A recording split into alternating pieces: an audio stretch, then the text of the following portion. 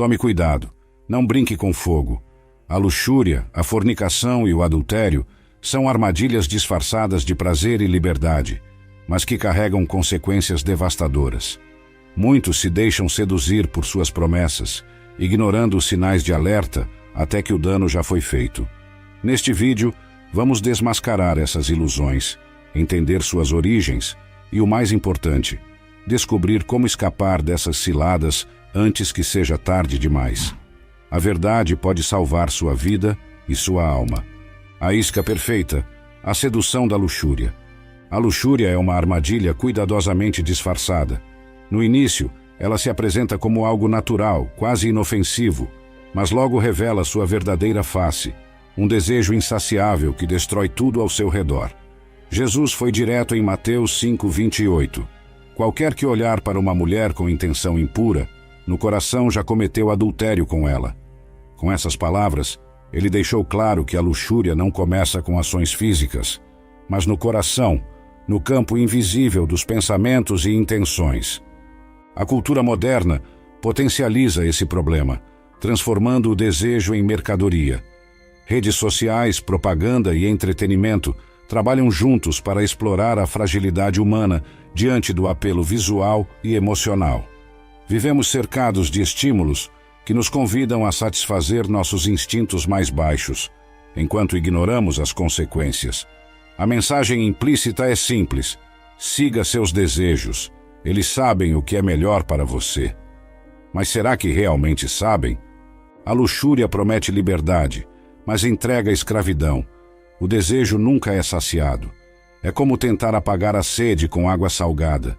Quanto mais você bebe, mais sedento se torna.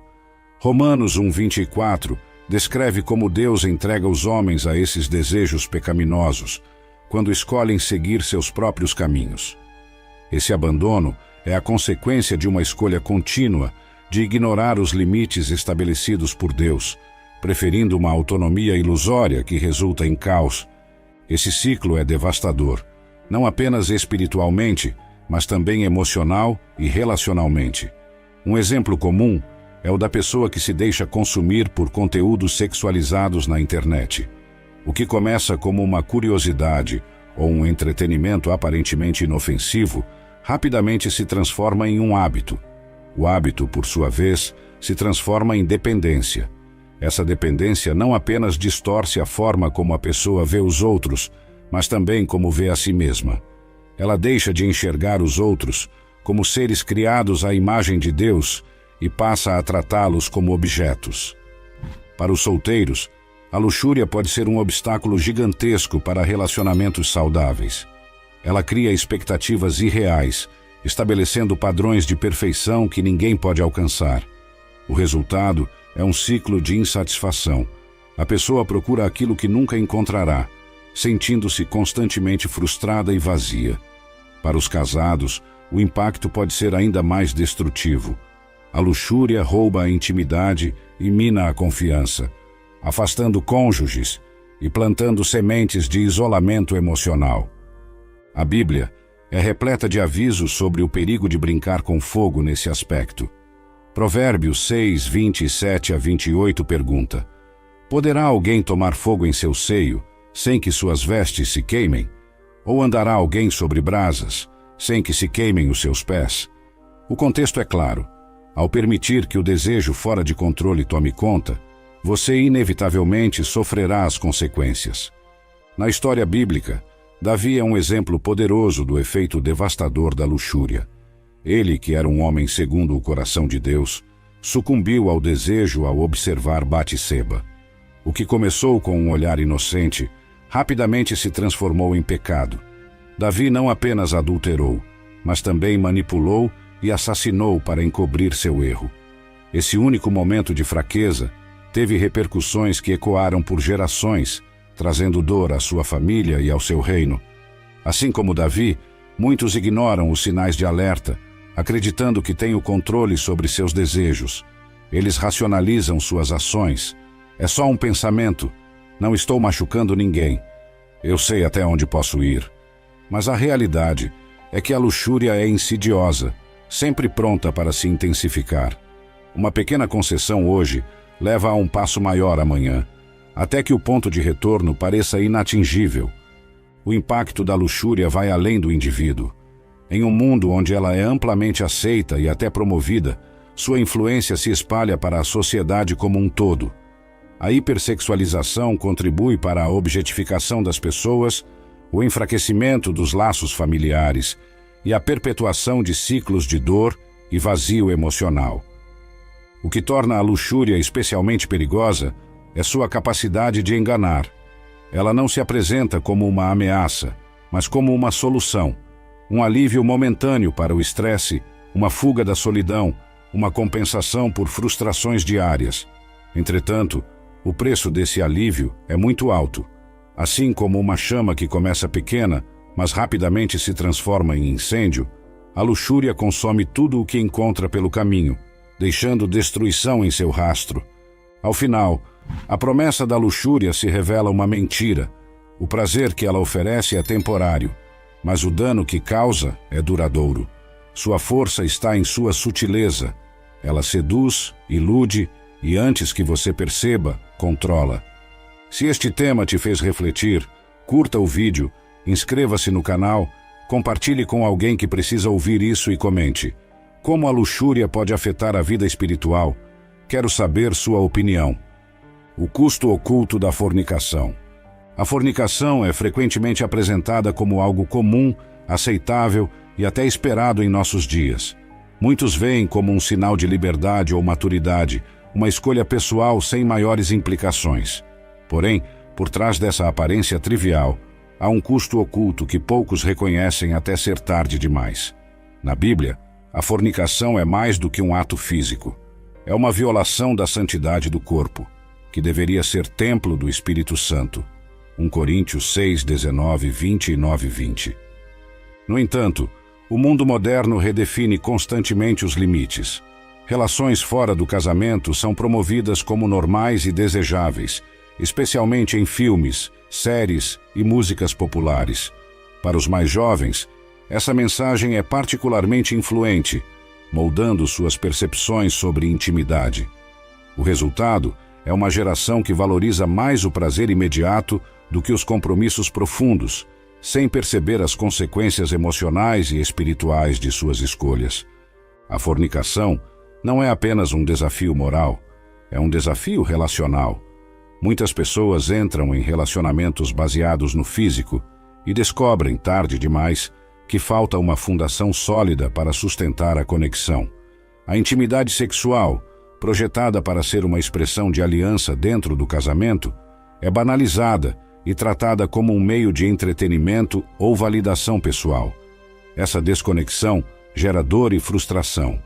Quando o relacionamento termina, as cicatrizes emocionais permanecem, dificultando futuros laços genuínos. Considere uma jovem que, em busca de aceitação, cede à pressão de um relacionamento físico. No início, ela sente que está sendo amada e valorizada. Mas, quando o relacionamento acaba, ela percebe que foi usada e descartada. Essa experiência deixa marcas profundas, alimentando sentimentos de inadequação e desconfiança. O impacto da fornicação também é sentido no plano espiritual. Em 1 Coríntios 6,18, Paulo escreve: fujam da imoralidade sexual. Todos os outros pecados que alguém comete são fora do corpo, mas quem peca sexualmente, peca contra o próprio corpo. Essa declaração aponta para uma verdade desconfortável. O pecado sexual tem um peso único porque afeta a própria essência do que somos. Quando nos envolvemos em fornicação, distorcemos o propósito para o qual Deus nos criou e interrompemos nossa comunhão com Ele. Além disso, a fornicação frequentemente traz consequências que não podem ser desfeitas. Gravidezes não planejadas, laços emocionais quebrados, traumas psicológicos e até doenças sexualmente transmissíveis são algumas das realidades que muitos enfrentam por ignorar os limites divinos. Embora o mundo veja essas consequências como acidentes ou complicações, a Bíblia nos alerta que elas são frutos de escolhas contrárias ao plano de Deus. A cultura moderna tenta minimizar essas consequências com soluções rápidas, como anticoncepcionais e ideologias que pregam a desconexão emocional no sexo. No entanto, isso apenas trata os sintomas, sem abordar a raiz do problema. A verdadeira questão está na perda de uma visão sagrada da sexualidade. A fornicação também tem implicações sociais. Quando a intimidade é banalizada, a estabilidade das famílias e, consequentemente, da sociedade é comprometida. Filhos nascidos de relacionamentos instáveis muitas vezes enfrentam dificuldades emocionais e financeiras. Lares desfeitos se tornam comuns e o ciclo de dor se perpetua, afetando gerações futuras. É importante destacar que a fornicação não é um erro recente. Suas consequências estão presentes desde os tempos bíblicos. O exemplo de Sansão, que cedeu à tentação de relações fora da aliança divina, é um alerta poderoso.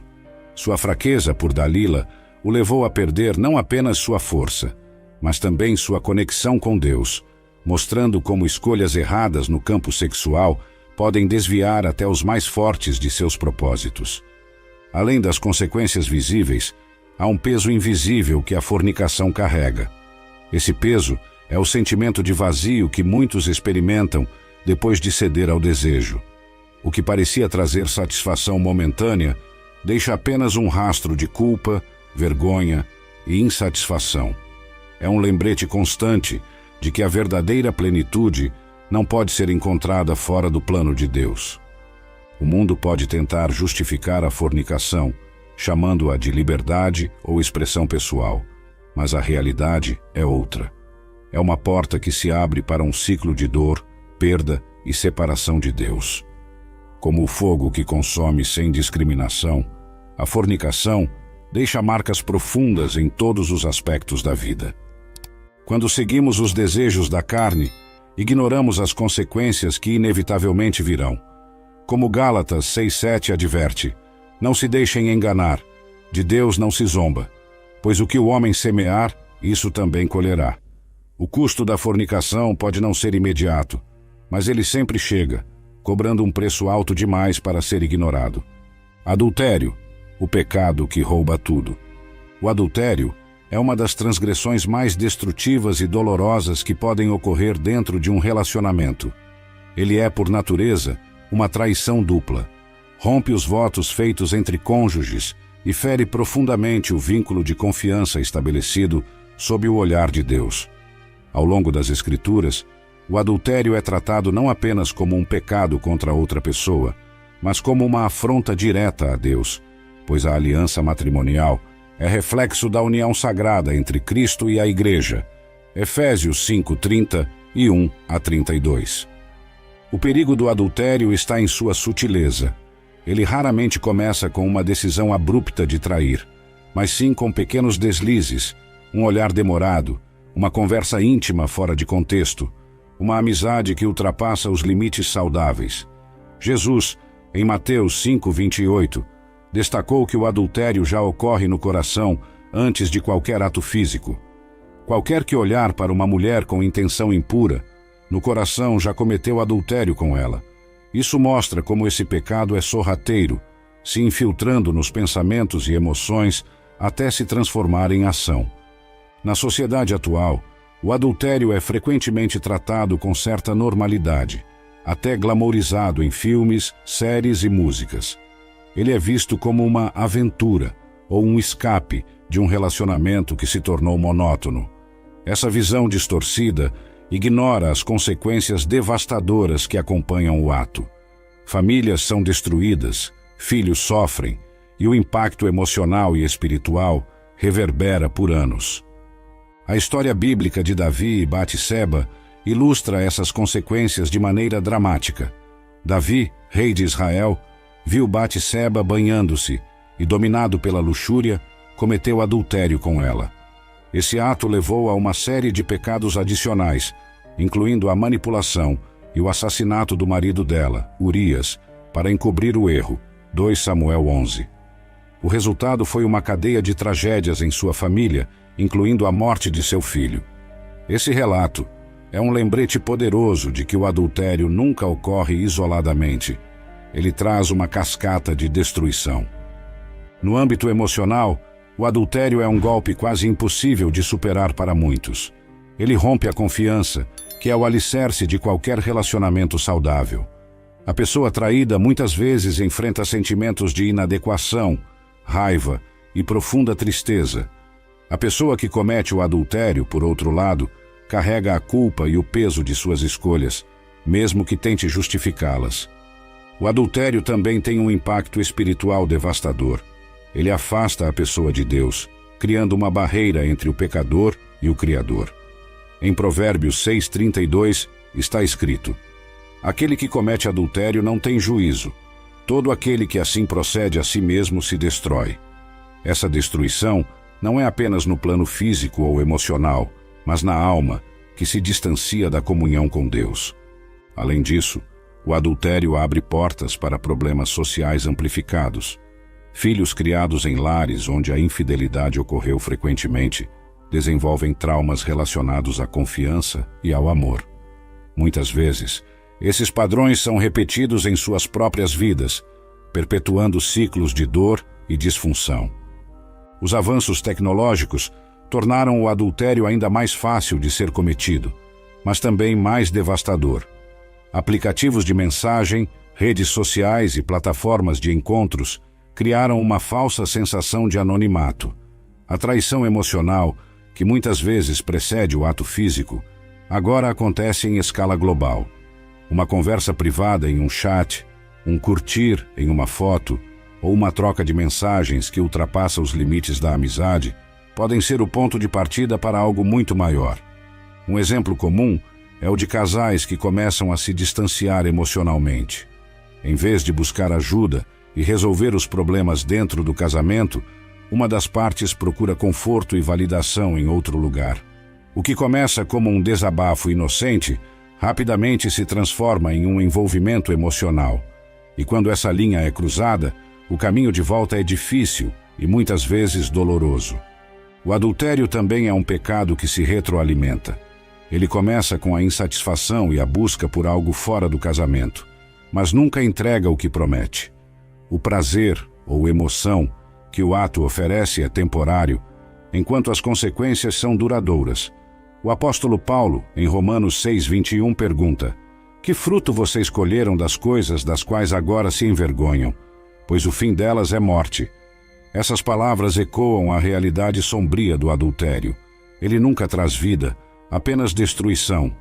O mundo tenta justificar o adultério com frases como "eu mereço ser feliz" ou "meu casamento já estava acabado". Mas essas justificativas não anulam o dano causado. O adultério é uma ruptura contra a ordem divina e um reflexo de um coração que se afastou de Deus. Ele rouba não apenas a paz, mas também a identidade espiritual do indivíduo, deixando-o vazio e preso a uma rede de arrependimentos. O adultério é um lembrete claro de que brincar com fogo nunca termina bem. Ele consome tudo: relacionamentos, famílias e até a própria alma. Embora o mundo possa tentar minimizar seus efeitos, a realidade é inescapável. O adultério deixa cicatrizes profundas e duradouras. O orgulho, a raiz de queda e separação de Deus. O orgulho é um dos pecados mais sutis e destrutivos mencionados na Bíblia. Ele foi a raiz da queda de Lúcifer, o mais exaltado dos anjos, que, tomado pela ambição de ser como Deus, rebelou-se e foi lançado dos céus. Isaías 14:12 a 14:15. Desde então, o orgulho tem sido uma armadilha constante para a humanidade, oferecendo uma falsa sensação de autossuficiência que nos afasta de nosso Criador. Ao contrário de outros pecados que podem ser mais evidentes, o orgulho costuma se esconder atrás de atitudes aparentemente inofensivas. Ele surge no coração como uma convicção de que podemos viver à parte de Deus, de que nossos planos, méritos e esforços são suficientes. É a essência do que aconteceu no Jardim do Éden, quando a serpente convenceu Eva de que ela poderia ser como Deus. Gênesis 3:5. Esse desejo de exaltação pessoal é a marca do orgulho. Ele desloca Deus do centro de nossas vidas e coloca o eu em seu lugar. A Bíblia é clara ao descrever as consequências do orgulho. Em Provérbios 16:18 está escrito: o orgulho vem antes da destruição, o espírito altivo antes da queda. Esse versículo encapsula o destino inevitável de quem permite que o orgulho domine o coração. Ele cega a pessoa, impedindo-a de ver seus próprios erros e tornando-a resistente à correção. Um dos exemplos mais emblemáticos do orgulho na Bíblia é a construção da Torre de Babel. Em Gênesis 11:4, os homens declararam: venham, vamos construir uma cidade, com uma torre que alcance os céus. Assim, o nosso nome será famoso e não seremos dispersos pela face da terra. Aqui, vemos o desejo humano de independência e glória própria, em total oposição à vontade de Deus. O resultado foi confusão, divisão e o fracasso completo de seus planos. O orgulho também afeta nossos relacionamentos. Ele cria barreiras entre as pessoas, pois aquele que se considera superior não consegue enxergar o valor do próximo. Em Filipenses 2:3, Paulo nos adverte: nada façam por ambição egoísta ou por vaidade, mas, humildemente, considerem os outros superiores a si mesmos. O orgulho impede essa humildade, gerando conflitos, divisões e isolamento. No entanto, talvez o maior perigo do orgulho seja o impacto que ele tem em nossa vida espiritual. Ele nos impede de reconhecer nossa necessidade de Deus. Em Lucas 18:9-14, Jesus conta a parábola do fariseu e do publicano. O fariseu, cheio de orgulho, se gaba de suas boas ações, enquanto o publicano, em humildade, clama: Deus, tem misericórdia de mim, que sou pecador. Jesus deixa claro que é o humilde, e não o orgulhoso, que encontra favor diante de Deus. Ao longo das Escrituras, Deus se opõe diretamente ao orgulho. Tiago 4:6 afirma: Deus se opõe aos orgulhosos, mas concede graça aos humildes. Essa oposição divina é um lembrete de que o orgulho não apenas nos separa de Deus, mas também atrai sua correção. O orgulho pode assumir muitas formas. Pode ser intelectual, quando acreditamos saber mais do que todos; financeiro, quando confiamos em nossas riquezas; ou mesmo espiritual, quando pensamos ser mais justos ou santos do que os outros. Independentemente da forma, o orgulho sempre busca exaltar o eu acima de Deus e dos outros. Embora o mundo frequentemente celebre o orgulho como algo positivo, promovendo a autossuficiência e a busca incessante por reconhecimento, a Bíblia nos chama para uma perspectiva oposta, a humildade. É somente quando reconhecemos nossa dependência total de Deus que podemos experimentar a plenitude de sua graça e direção em nossas vidas. O orgulho é o alicerce de muitos outros pecados. Ele nos leva a invejar, mentir, manipular e até a cometer injustiças para proteger nossa imagem ou posição. Como Provérbios 21:4 diz: olhos altivos, coração orgulhoso e o arado dos ímpios são pecado. Esse versículo destaca como o orgulho é a raiz de ações que desagradam a Deus. A mensagem central sobre o orgulho é clara. Ele é uma força que divide, destrói e nos afasta da fonte de verdadeira vida. Somente quando reconhecemos sua presença em nossas vidas, podemos começar a combatê-lo e a trilhar o caminho da humildade. A ganância, quando o amor ao dinheiro destrói almas. A ganância é um dos pecados mais enganadores da vida humana. Ela se apresenta como ambição ou desejo por uma vida melhor, mas rapidamente se transforma em idolatria, levando as pessoas a colocarem o dinheiro e os bens materiais acima de Deus. Em 1 Timóteo 6:10, o apóstolo Paulo faz um alerta claro. O amor ao dinheiro é a raiz de todos os males. Alguns, por cobiçarem o dinheiro, desviaram-se da fé e se torturaram com muitos sofrimentos. A ganância não é apenas sobre desejar mais do que precisamos. Ela é uma obsessão que consome o coração e o espírito. Ao longo das Escrituras, vemos exemplos do impacto devastador desse pecado. Um dos casos mais conhecidos é o de Judas Iscariotes. Por 30 moedas de prata, ele traiu Jesus. Mateus 26:14-16. A ganância o cegou para a enormidade de seu ato, e o resultado foi tragédia e arrependimento tardio. Outro exemplo clássico é o de Ananias e Safira, no livro de Atos, Atos 5, 1 a 10.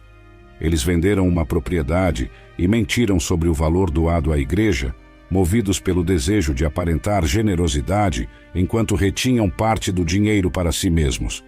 A ganância os levou não apenas a mentir para os apóstolos, mas a tentar enganar o Espírito Santo, e o julgamento de Deus foi severo. A ganância também se manifesta de forma mais sutil no dia a dia. É o trabalhador que negligencia sua família em busca de uma promoção, o empresário que explora seus funcionários para aumentar seus lucros, ou mesmo o cristão que coloca sua confiança em bens materiais ao invés de Deus.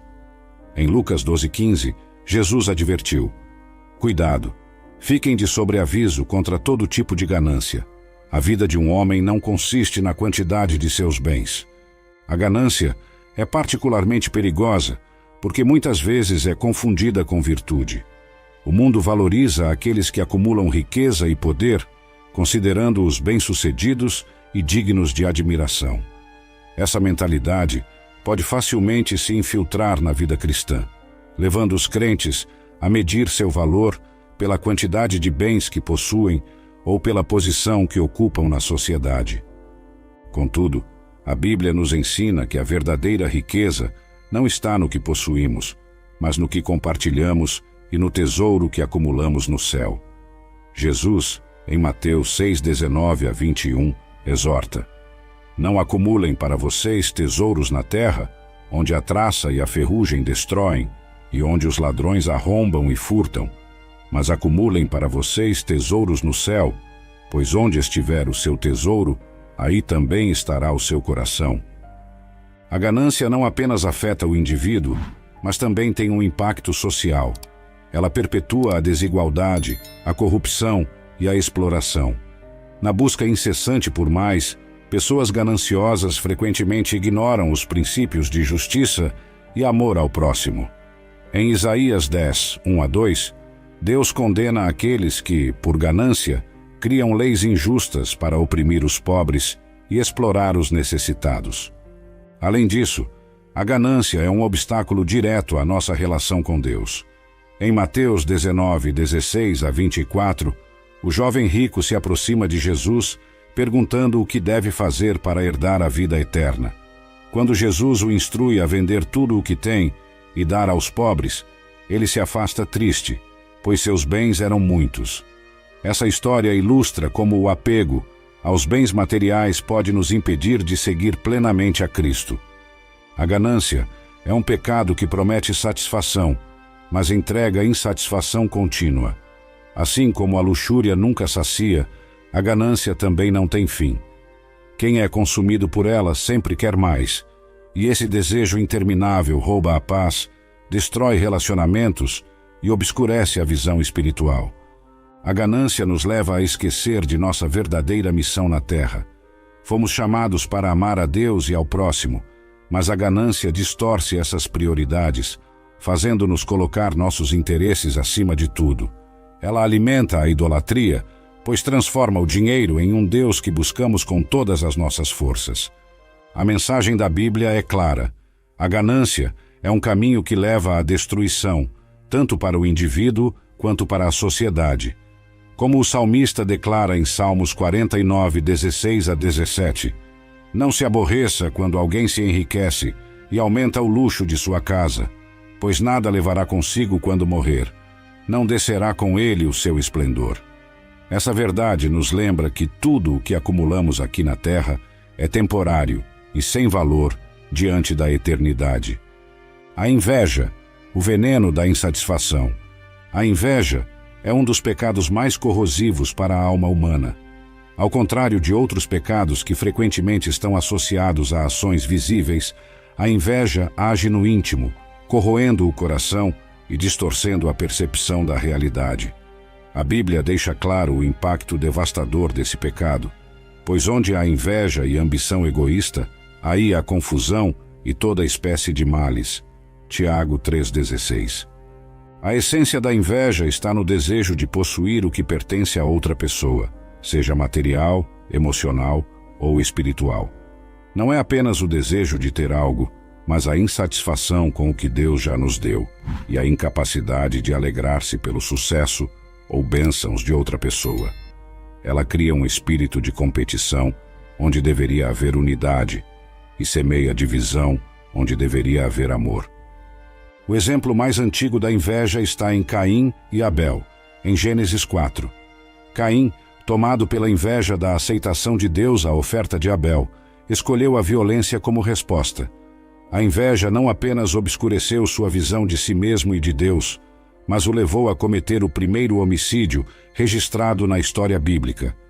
Essa narrativa mostra como a inveja, quando não controlada, pode levar a atos extremos e irreparáveis. Outro exemplo marcante é o de José e seus irmãos. Em Gênesis 37, vemos como a inveja dos irmãos de José, alimentada pelo favoritismo de Jacó e pelos sonhos de José, levou-os a tramar contra ele.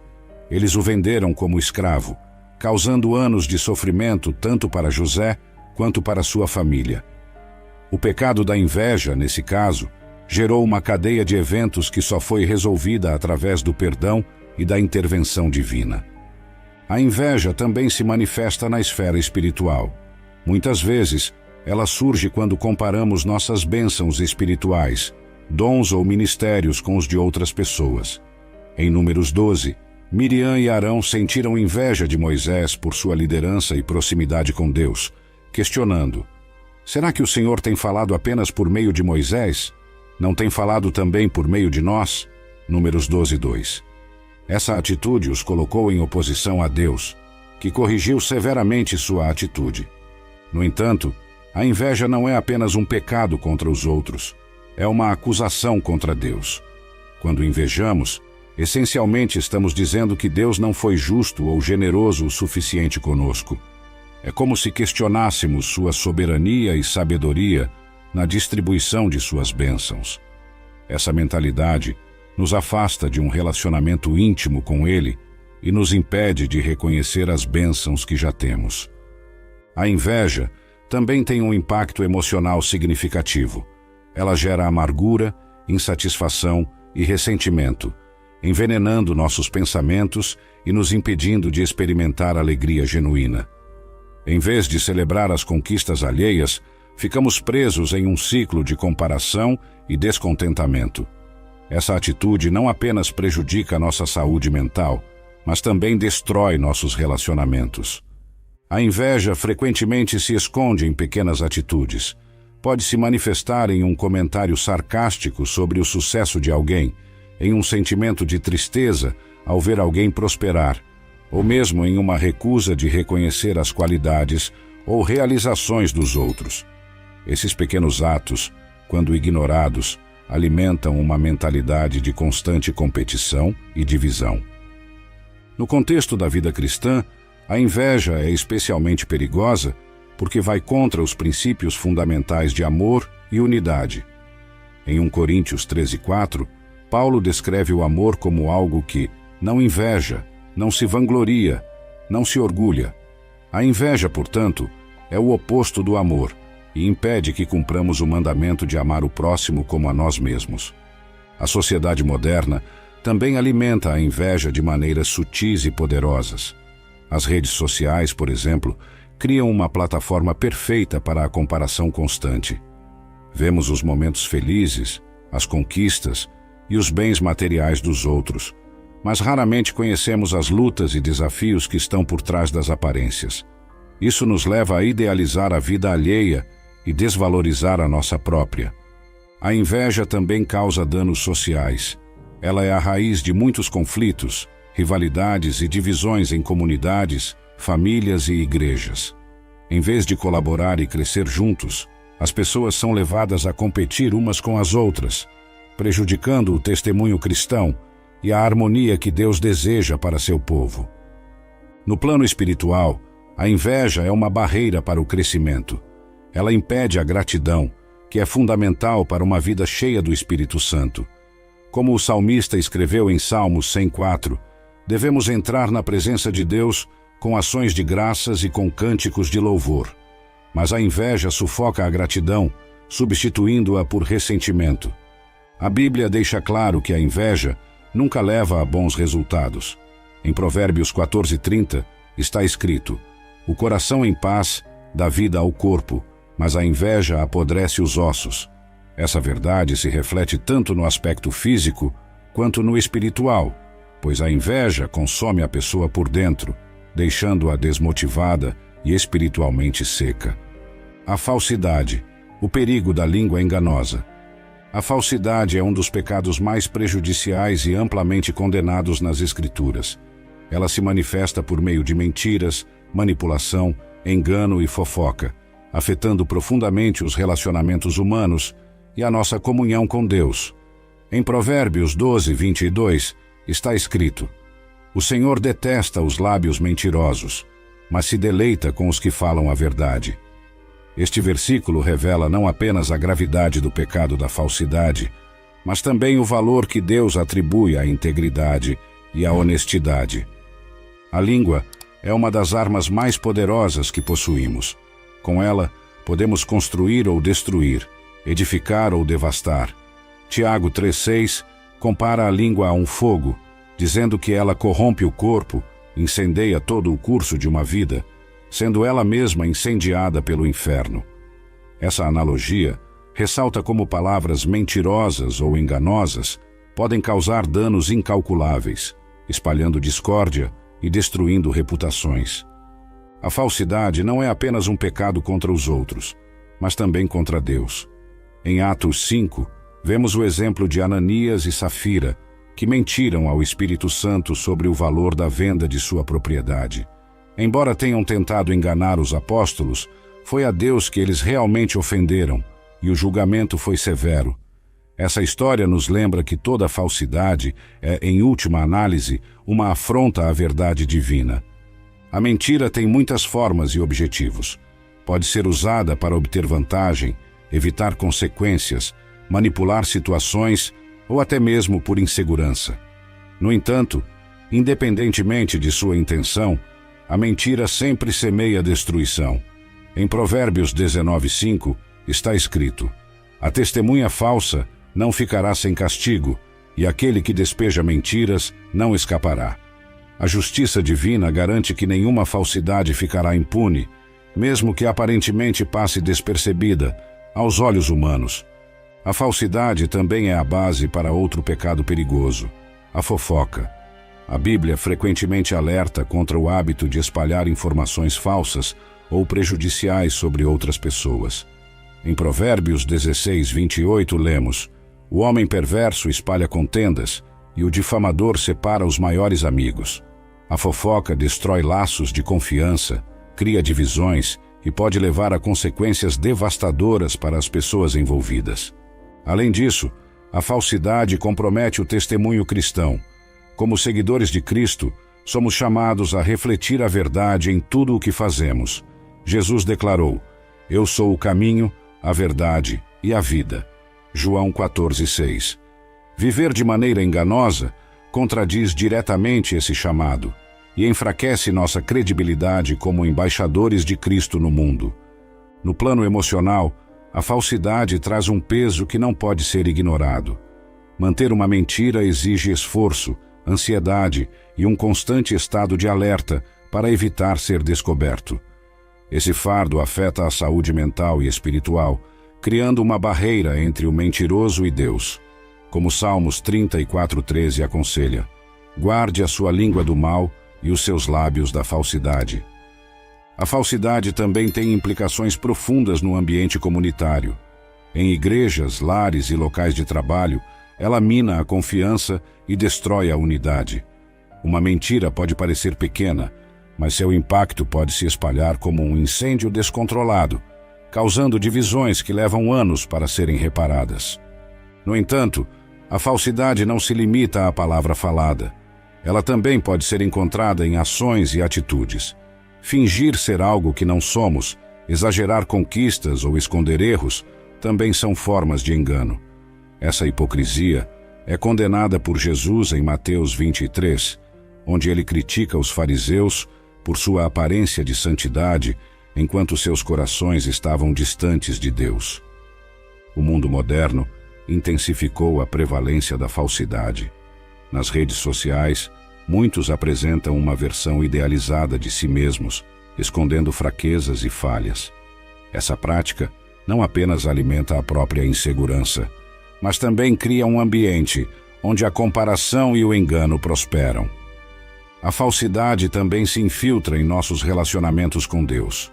Orar ou agir de forma hipócrita, tentando aparentar uma espiritualidade que não corresponde à realidade, é uma forma de engano que Deus não tolera. Em Salmos 50:6 está escrito: Sei que desejas a verdade no íntimo, e no coração me ensinas a sabedoria. Deus valoriza a autenticidade e deseja que nos aproximemos dele com corações sinceros. A mensagem central sobre a falsidade é clara. Ela é uma barreira entre nós e Deus, entre nós e os outros, e até mesmo entre nós e nossa verdadeira identidade. A Bíblia nos chama a abandonar toda forma de engano e a viver em integridade, pois somente a verdade pode nos libertar. João 8:32. Caminho para a restauração. Como escapar do fogo. Depois de explorar os pecados que nos afastam de Deus e causam tanto dano espiritual, emocional e relacional, é hora de olhar para a esperança que a Bíblia oferece. Deus não apenas aponta os erros, mas também fornece o caminho para a restauração e a reconciliação. Nenhum pecado é grande demais para ser perdoado, e nenhum coração está tão distante que não possa ser transformado pela graça divina. O primeiro passo para escapar do fogo dos pecados é o arrependimento genuíno. Em 1 João 1:9, encontramos uma promessa poderosa. Se confessarmos os nossos pecados, Ele é fiel e justo para perdoar os nossos pecados e nos purificar de toda injustiça. O arrependimento não é apenas um sentimento de remorso, mas uma mudança de mente e atitude. É reconhecer que pecamos contra Deus e buscar intencionalmente uma nova direção. O segundo passo é buscar perdão e cura em Cristo. Jesus carregou sobre si os nossos pecados e sua morte na cruz nos oferece uma reconciliação completa com Deus. Romanos 8:1 declara: Portanto, agora já não há condenação para os que estão em Cristo Jesus. Esse versículo nos lembra que, ao colocarmos nossa confiança em Jesus, não somos definidos pelos nossos erros, mas pela nova vida que Ele nos oferece. Após o arrependimento, é essencial romper com os padrões de pecado. Isso envolve identificar as áreas vulneráveis em nossa vida e tomar medidas práticas para evitá-las. Se o pecado estiver ligado à luxúria, talvez seja necessário limitar o acesso a certos conteúdos ou ambientes. Se for a ira, pode ser necessário trabalhar no domínio próprio e buscar ajuda para lidar com as emoções de forma saudável. Como Jesus disse em Mateus 5:29, às vezes é preciso fazer sacrifícios radicais para proteger a alma. Se o seu olho direito o fizer pecar, arranque-o e jogue-o fora. Além disso, é fundamental cercar-se de apoio espiritual. Deus nos criou para viver em comunidade e a ajuda de irmãos e irmãs na fé é indispensável. Tiago 5:16 nos encoraja a confessar nossos pecados uns aos outros para recebermos cura. Um mentor espiritual, um grupo de oração ou um amigo confiável podem ser instrumentos de Deus para fortalecer nossa caminhada e nos ajudar a superar fraquezas. Outro passo importante é alimentar o espírito com a palavra de Deus e a oração.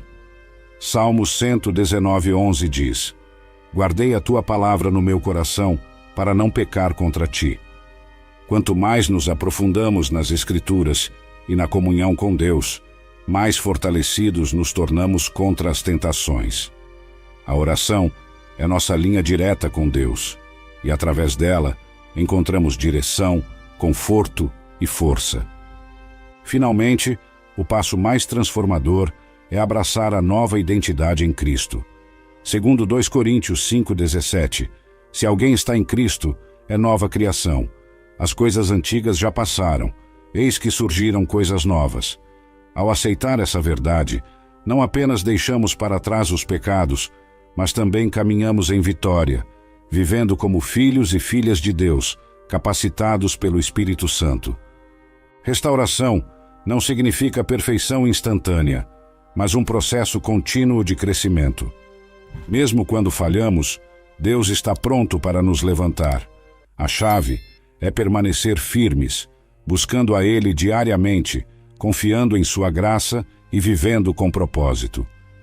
Ao longo deste vídeo, exploramos as consequências devastadoras de pecados como a luxúria, a fornicação, o adultério, o orgulho, a ganância, a inveja e a falsidade. Cada um deles representa um fogo que, se não for controlado, consome tudo ao seu redor: relacionamentos, vidas e até mesmo a própria alma.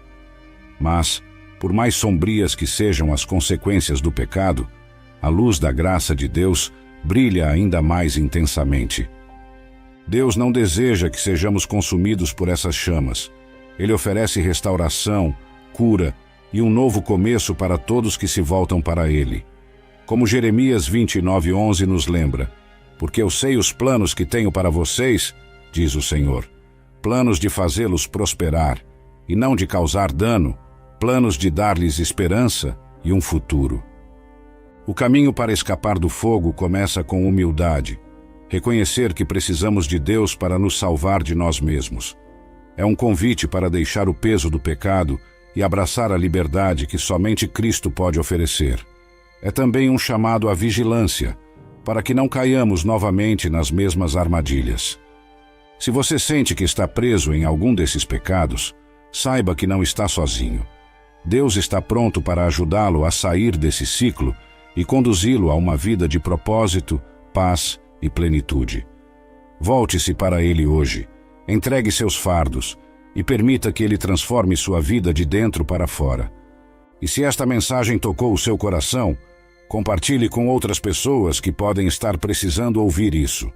Inscreva-se no canal, deixe seu comentário e ajude-nos a espalhar a luz da verdade e do amor de Deus.